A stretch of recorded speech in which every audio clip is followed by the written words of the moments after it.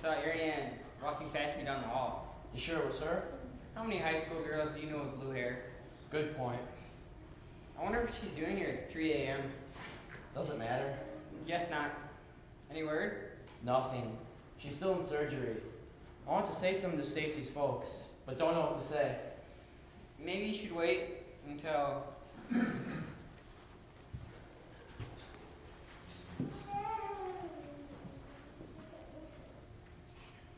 Mr. and Mrs. Carlson, I'm so sorry. We couldn't save her. No! Mrs. Carlson, I am so sorry.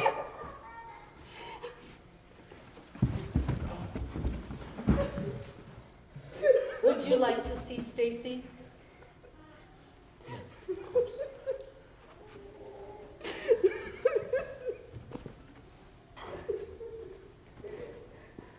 Andrew, this is not a broken window or a dent in the car that can be fixed. Leave us alone. Stay away from us. You've done enough.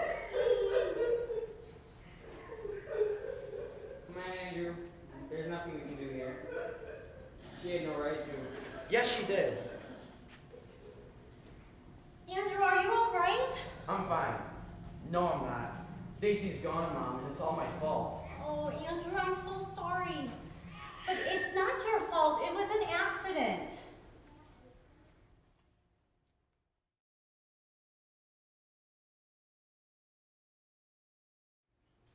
Sam, Alex, please have a seat. Can I get either of you water? Sure. No, thank you. I would like to thank you both for coming down today. First off, how are you both feeling? Like my whole insides are bruised, but it could be a lot worse. I don't understand. I didn't even get a scratch. Man, Stacy is dead. Why me? Why her? Well, that's a question that we may never have an answer for. Are you sure you want to do this now? We can wait. No, that's all right. Let's just get this over with. Very well. I show your name is Samantha Cross and you reside at 2113 Fairway Drive. Is that correct? Yes, that's correct. And your name is Alexandria Carothian and you reside at 23 Holly Circle? That's right. I would like both of you to recall the events of the 25th of March, starting from when you were picked up, Sam. We were all going out to a movie. Okay. Sam, me, Andrew, Chris, and Stacy.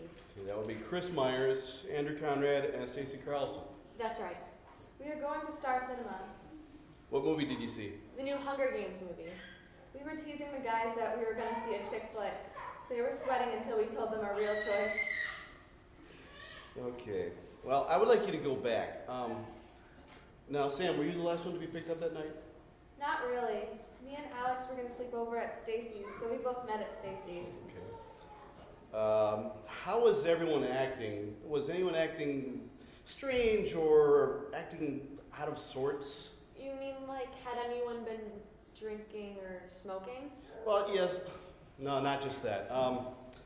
Acting stressed or angry or preoccupied. No more than usual. But some of you did drink that night, is that correct? Yeah, but it was only one glass, and Andrew didn't drink anything. That's true. Andrew had nothing to drink. And the only reason we did was because Chris said it was a rule, that we couldn't leave until we did. But to answer your question, Chris and Andrew were horsing around as usual, and Stacy was kidding and having fun. Okay. Now, did Stacy drink? Yeah, she drank a whole glass of swamp water down. Just because she wanted to get out of there. Not our kind of party, or our kind of crowd. We're not into drinking or smoking pot. Now, you said Stacy drank the whole glass down. What about the rest of you? We all did, except Andrew. And Chris drank Andrew, so he had too. So what was in the swamp water? Everything. What anyone brought, they dumped in this kiddie pool. Pepsi, wine, beer, vodka, Mountain Dew, Red Bull, and slow gin. It looked gross, but it tasted kind of good. Sweet and carbonated. We agreed to drink a glass to get out of there. To be honest, I think Chris had a couple before he brought us ours. He was a little louder and trying to be a little more funny than usual. Okay, now did you leave immediately after drinking a single glass? Yeah, it was loud and full of smoke. We couldn't get out of there fast enough. And Andrew was driving. That's right. Can you tell me where everyone was sitting in the car, please? Stacy was up front with Andrew. I was in the back seat on the driver's side. I was in the back on the passenger side. And Chris was in the middle in the back seat. And were you all wearing your seatbelts? At first we all were. Chris was yelling and laughing, telling Andrew to head out to Highway N and the roller coaster. Can you explain the roller coaster, please? It was my first time, so Sam can explain it better. Well, Highway N has these small, steep hills, starting and ending with larger hills. If you go fast enough, it can tickle your stomach, like a roller coaster. Sometimes the car goes airborne.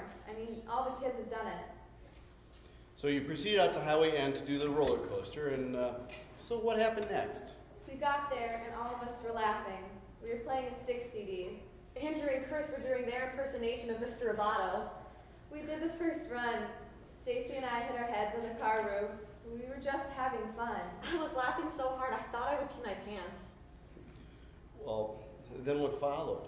We all agreed to do it a second time, so Andrew turned the car around to go at it again. So, at this point in time, you were headed back towards town, is that correct? Sure, the roller coaster works both ways. It was then Stacy decided she was tired of listening to Styx and wanted something different. Everything had flown all over the place.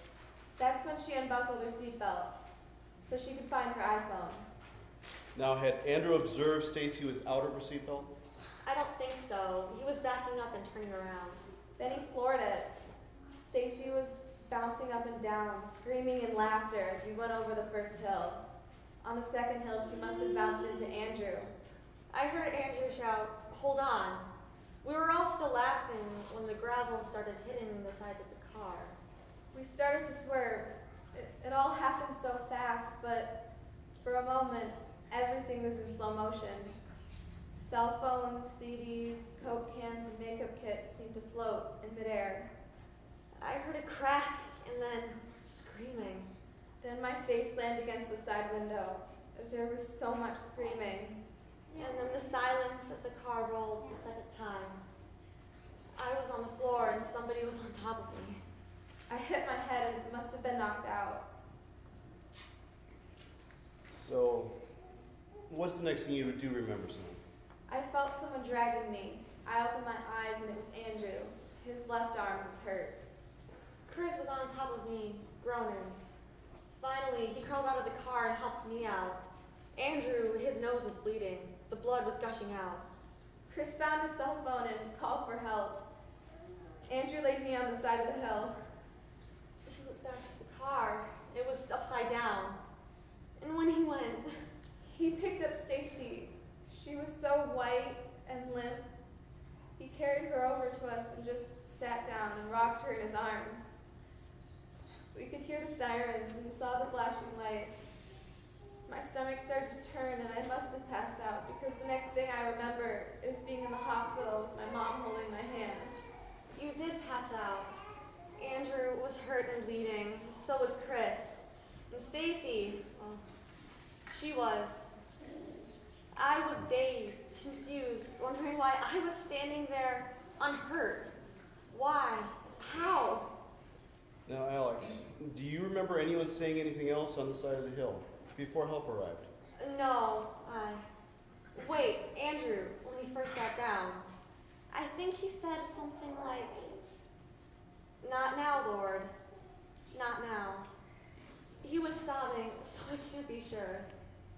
We were just laughing, we were having fun, and then in a moment, everything changes. Stacy is dead. Even saying the word seems strange. How do I face her parents? How do I deal with the guilt of knowing that I was part of taking my best friend's life?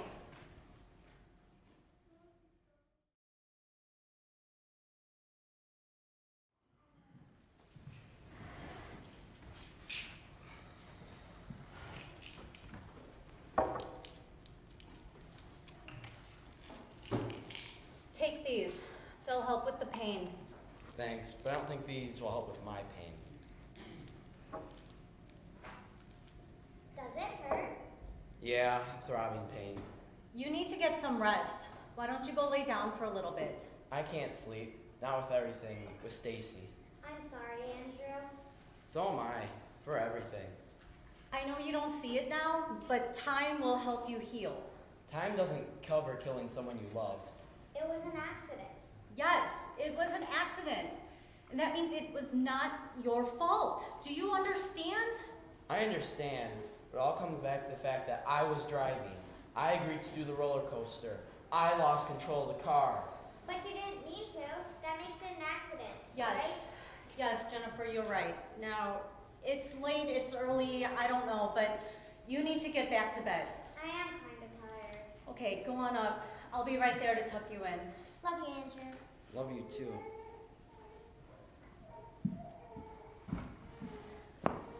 We'll get through this, Andrew. No matter what happens, we'll get through this.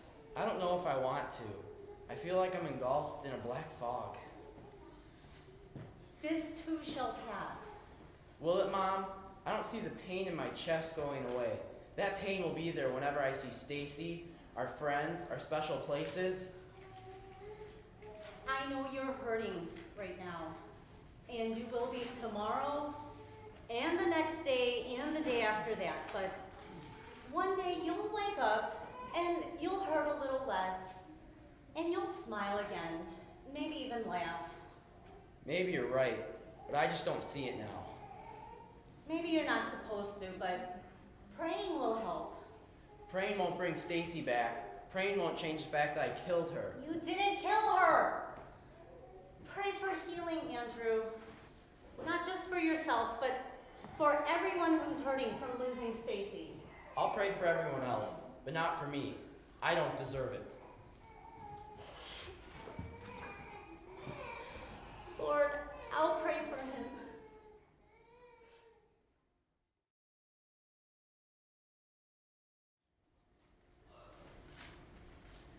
Looks like you're not a morning person. James told me to come on in. I brought you some muffins. I thought they could help. Thanks. James will enjoy them. I haven't felt much like eating. I understand. Patty and Susan, Julie have been asking about you at church. That's nice.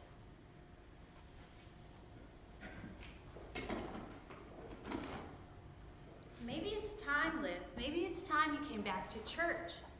It would, it could help. Would it bring my Stacy back? Can you promise that Andrew wouldn't be there? Andrew's hurting too, Liz. He's filled with pain and so much guilt. He needs church as well. I don't want to talk about him, or even think about him. Whenever I do, I'm filled with such loathing. He killed my little girl. He took away my life. I know you're angry. I know you're angry. But you gotta let it go. It'll eat you up. You'll have no peace. Peace? You talk to me about peace after you made sure that Danny hasn't gotten hit by a car on the way home from school, or that Jill hasn't fallen into that new swimming pool you're so proud of. Then you talk to me about peace. I know. I was just... I know. I'm just trying to get through the day. People talk. I see their lips move, but I can't hear what they're saying. Everything is such an effort. Even to breathe seems like so much work. And the hurt, like something's choking my heart. Have you talked with James about how you feel? No. He's grieving differently than I am. He's trying to make everything normal, whatever that is. James is hurting too, Liz. I can see it in his eyes. Well, he should. Well, maybe if he hadn't always given in to her, spoiling her, letting her have her own way, then maybe she'd still be alive. You can't be thinking this is his fault. Why not? I blame everyone, including myself.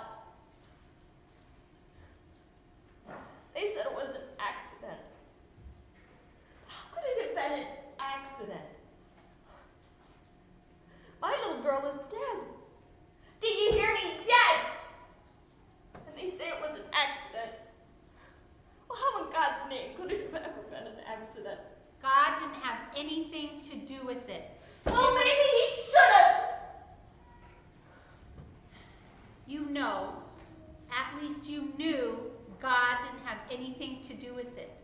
God wants to be with you, Liz, to help you, to comfort you, to help you to forgive. How can you say that to me? God took my little girl and left me with nothing. Less than nothing. It's a void that's all around me. God didn't take her, Liz, and I'm sure Stacy is with him now. And that gives me comfort. Well, good for you, Jean, but it doesn't comfort me. Nothing does now. Do you remember the story about God telling the man to push against the boulder outside of his house? Really, Jean, I'm not in the mood for a parable right now. Could you Just let me finish. So God told the man to go outside every day to push against the boulder. So every day the man would go out and place himself squarely against the hard, massive surface of the boulder.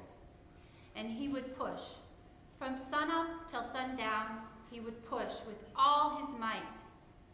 Year after year, he toiled. And day after day, he would go home, and he would be worn out and tired. And since he started to show some discouragement, the devil decided to step in.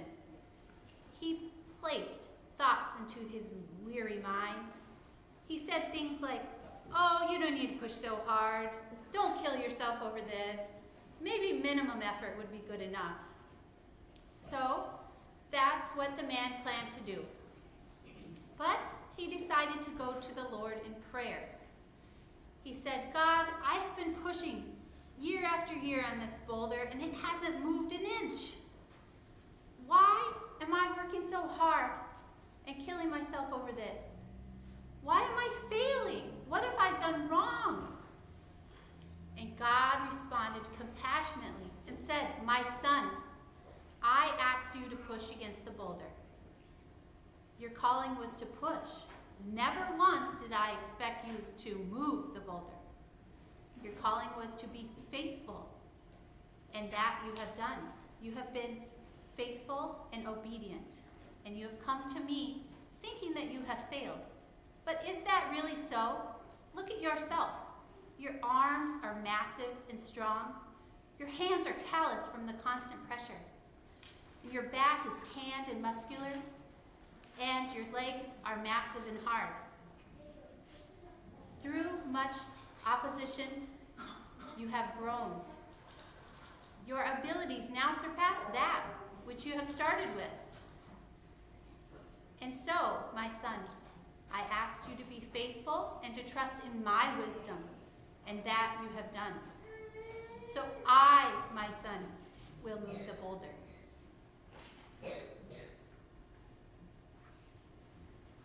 Great, but what does that mean for me? P-U-S-H. Pray until something happens. Push. You don't think I haven't been praying? I know you've been praying. But have you prayed for understanding, or have you prayed out of self-pity? Have you prayed for the power to forgive? I don't know if I could ever forgive Andrew. Or James, or Yourself. myself. But most especially Andrew.